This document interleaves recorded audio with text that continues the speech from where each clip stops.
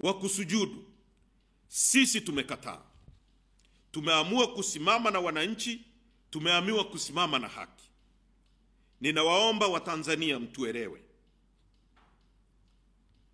Tumekataa kuwa sehemu ya uchaguzi wenye unajisi. Tunaisihi serikali na tunaendelea kuisihi serikali ifanye mabadiliko kwenye mifumo ya uchaguzi. 2, tunashambuliwa kila upande, mahakamani, ofisi ya msajili, polisi na hata vikaragosi wengine wameundwa ili wafanye kazi ya kuzuia mabadiliko tunayopigania. Tuna uhakika sisi wa Tanzania tutashinda. 3, tumekataa na haiwezekani serikali na vyombo vyote kupuuzia mahitaji ya Watanzania ya kuwa na mabadiliko kwenye mifumo ya uchaguzi. Katika hatua hii, tunawasihi Watanzania muoneshe hisia zenu ili serikali na vyombo vyote vijue kuwa mmekasirika na hamjapendezwa na dharau hii. Endeleeni kupambana kudai haki hii kila mmoja, na kamwe tusikate tamaa.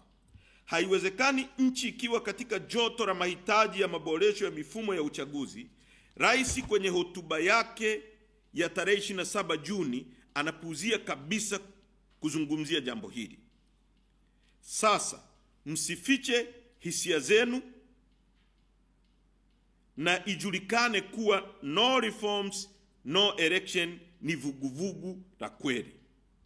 4, tuendelee kupaza sauti, na safari hii sauti zenu ziwe kubwa kuhusu kuachiliwa kwa mwenyekiti wetu Mheshimiwa Tundu Lissu bila masharti yoyote, ili aendelee kuongoza kampeni ya ukombozi na mabadiliko.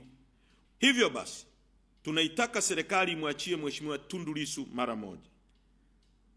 Kampeni yetu ya no reforms, no election inaendelea na tunawashukuru wa Tanzania. Tuendelee kufanya kampeni hii kila mahali, kila kona, kwenye mitandao ya kijamii, kwenye misiba, misikitini, makanisani, kwenye harusi, kwenye kila tukio la kijamii. Lazima kampeni ya no reforms, no election iendelee, kwa sababu ndio hitaji litakalo tuondoa kwenye mikono ya ukoloni.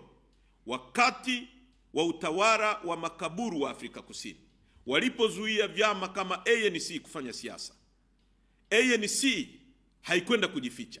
Watu wake waliendeleza kampeni hii kwenye makanisa, kwenye misikiti, kwenye kumbi za starehe, kwenye timu za mpira na hata kwenye misiba. Kwa hiyo kampeni yetu iendelee, na tunawashukuru sana vijana wa Tanzania jinsi mnavyopigania nchi yenu kurudi kwenye mikono yenu.